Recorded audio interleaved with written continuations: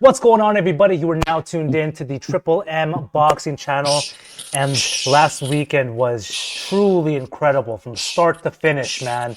I was I was shocked by it. Well, I'm not really shocked. Some of these fights were just like, wow, unbelievable. But some of the last minute replacements, I'm like, makes sense. You know what I mean? They made it work. Makes sense. They made it work.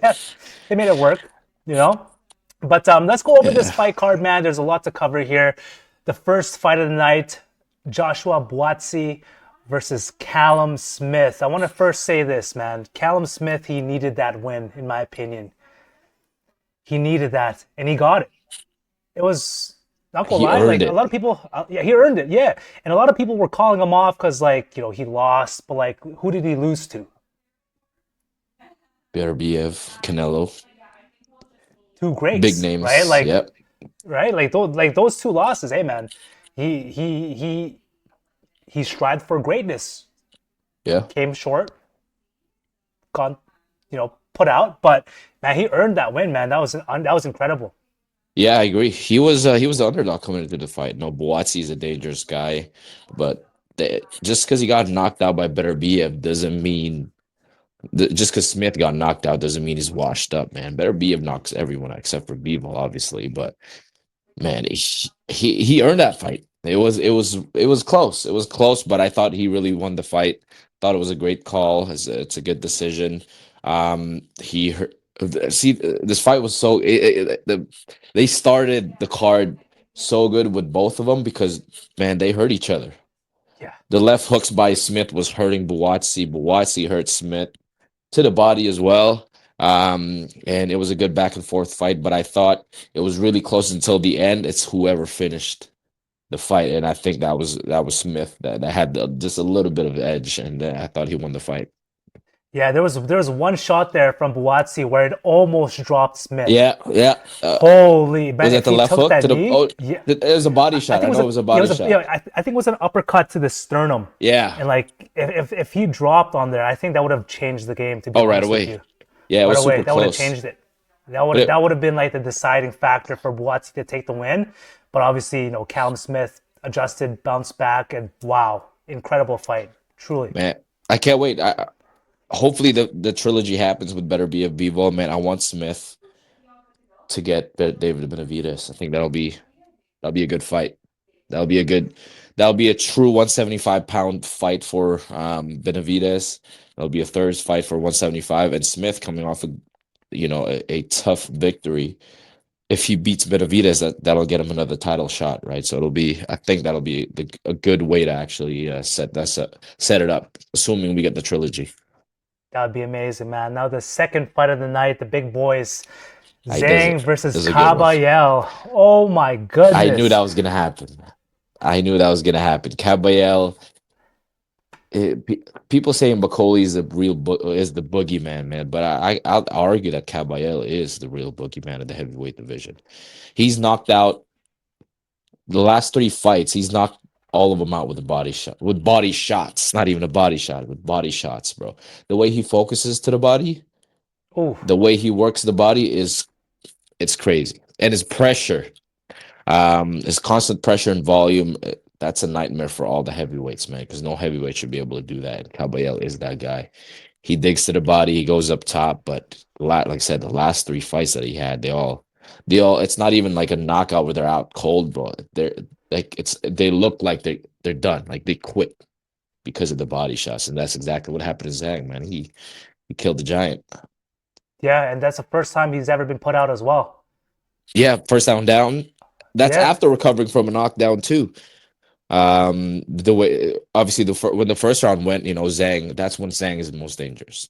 We all know that. That's why Kabayel took his time.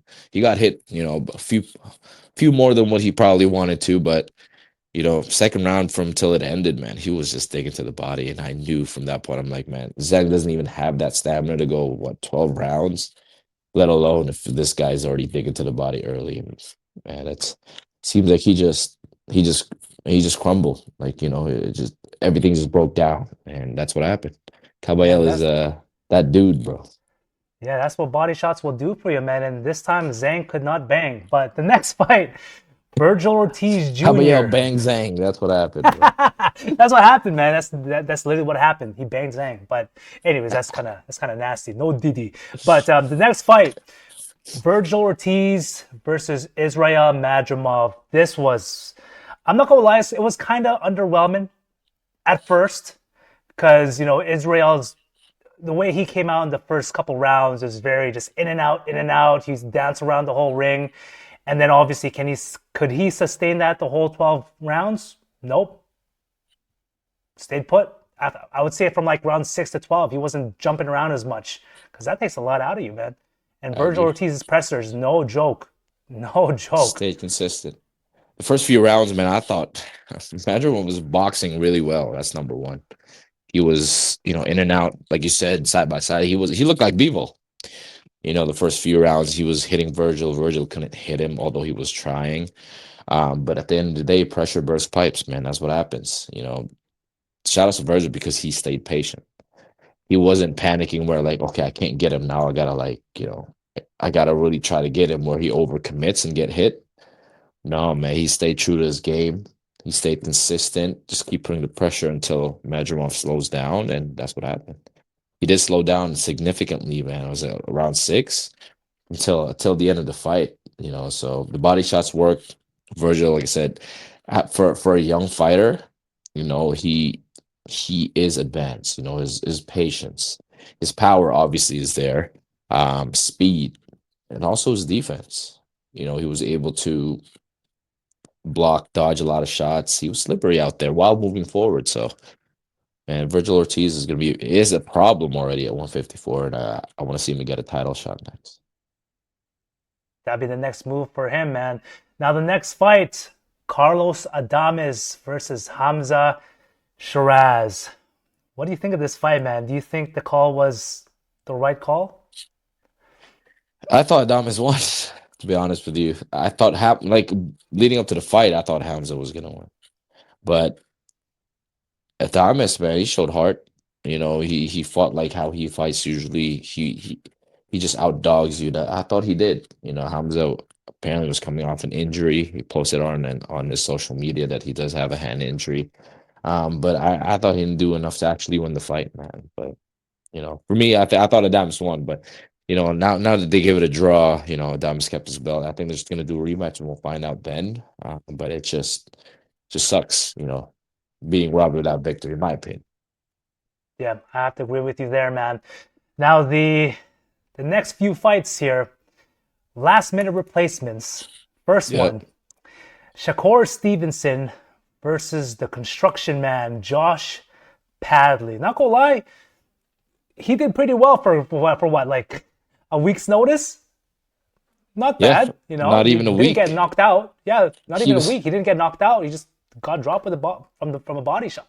yeah, he was working on a Monday, fighting on a Saturday, man. That's what happened. I mean, I thought he did okay. Yeah, for a last minute replacement, he did way better than Bakole. We're gonna talk about that later.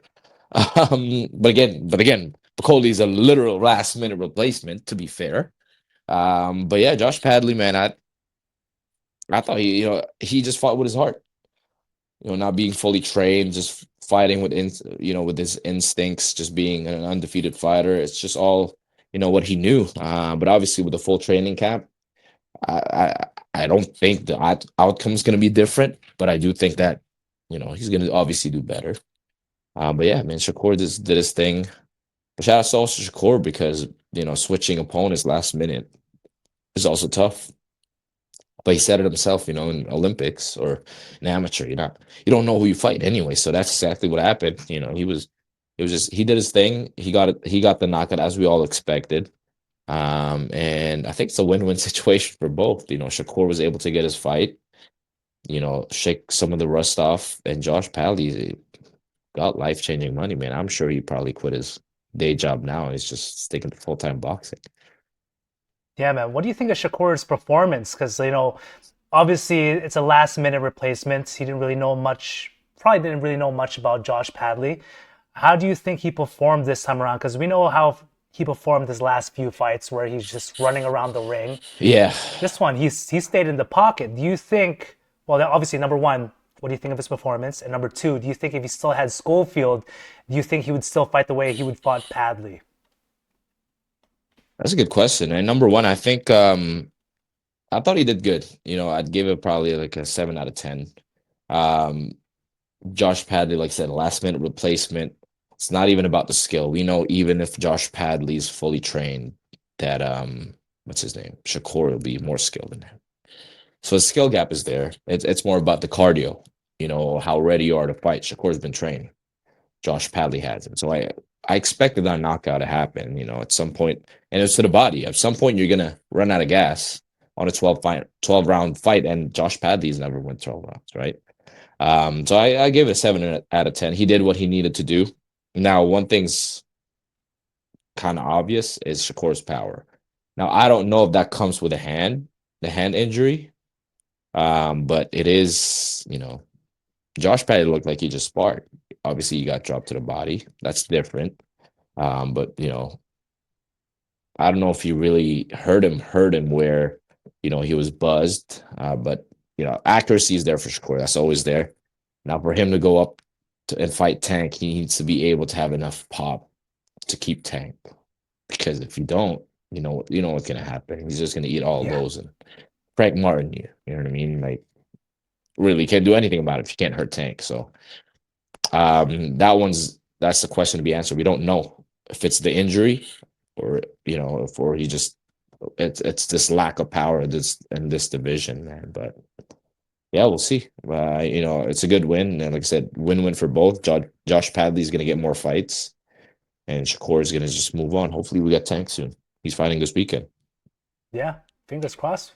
We see Shakur getting more title shots. It'd be interesting to see, see how he performs against tougher and tougher competition. But the co-main event, wow, It'll be quick. Mr. Joseph Parker versus Martin Bakole. You Bakole looked start. like he was half asleep. Oh, he looked like he was tired walking into the ring already, man. It was hilarious. Yeah, he didn't even have 24 hours in Riyadh to be able to actually fight. So we expected that. I talked to you about it. Joseph Parker did what he needed to do. Martin Bakole lasted 2 rounds. Hey, I thought he hurt Joseph Parker too, though, with an uppercut. Not gonna lie, literally before he got knocked out. But that's what we expected. Last minute, literally like what 48 hours. So shout outs to Bakole, man, because I know I'm gonna ask you this: like, do you think it was worth the money that he made this fight because he kind of quote unquote lost the boogeyman status because he obviously got knocked out in 2 rounds. So he probably must have lost bigger fights. You know what I mean? Like, what do you think? I think that's true though, because like there's pros and cons for doing this. Because obviously, number one, Bakole's gonna get paid handsomely for saving this fight. Hmm. Number two, now that you got put out in a pretty crazy fashion, who else are you gonna fight now? Yeah, it Right? Like can you're be a not bigger fight. like you're gonna have to work your way up again. You're gonna have to like make some more noise for yourself, right? So it kind of put himself a little back, in my opinion, just the way that he was put out. Now, mind you, if the fight went 12 rounds and he lost, okay, Yeah, yeah, sure, it's yeah, not as bad, but it's still bad. yeah. But the fact that he took this fight on like less than what 48 hours, but he Hmm. hopped on a plane, literally had to fight in a few hours. Well, obviously that wasn't the case, but the fact that he did that, bro, Feels man like has it. heart, you Yeah, know? and I really hope it doesn't put him back, but I know for a fact like he's definitely not going to get a title shot after, unless it's another last minute replacement and he's down to do it. But yeah, I think he needs another fight, maybe two, to get back on his feet and then get a couple wins. But yeah, it did set him up. In my opinion, it did set him back because it was a good win against Jared Anderson, and now he's just going to top it off there. But hey, life changing money. Thanks for saving the card. Hopefully he gets a full shot. Maybe like now that Zhang got hurt, oh Zhang got KO'd. That's a good fight, for both guys. Just keep him out of Kabayel for now. Just get a few wins here and there. But shout out to Martin Bakole, man. And Joseph Parker did his thing. It sucked because it was supposed to be a title shot, but he'll get his title shot. If Dubois should give him that rematch again and at a future date. So we'll see. He'll be back, Now, the main event, Artur Beterbiev, Dmitry Bivol, number two. What a fight! That's These what I guys gotta are say, man. What a fight! these guys are Unbelievable. saving boxing. Saving boxing, man. These two, man, are probably the most skilled and even fighters I've ever really we've covered in a while. We people thought it was going to be the Terrence Crawford. What's his name? Errol Spence. Yeah, I forgot his name. Damn, he hasn't fought in a while. People thought it was Errol Spence Crawford that's going to be equally as skilled. No, not even close. People thought it was the Pacquiao Mayweather. Obviously, Mayweather is a little bit more skilled, but now, man, better be a B-ball is probably I'd say they're even closer than the Usyk Fury. These two, man, they I rewatched the fight last night. Shout out to Turkey for uploading these fights literally a day or two after. I gave it 115, 113 to Bivol. I thought Bivol edged it. Now, if you give it a draw, I won't be mad. There's a lot of rounds that are close, but either a draw or a Bivol by one round, and that's what it is. Man, Bivol showed heart.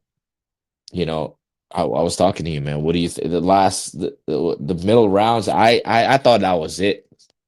Yeah, I was nervous. I was like, man, this is it, man.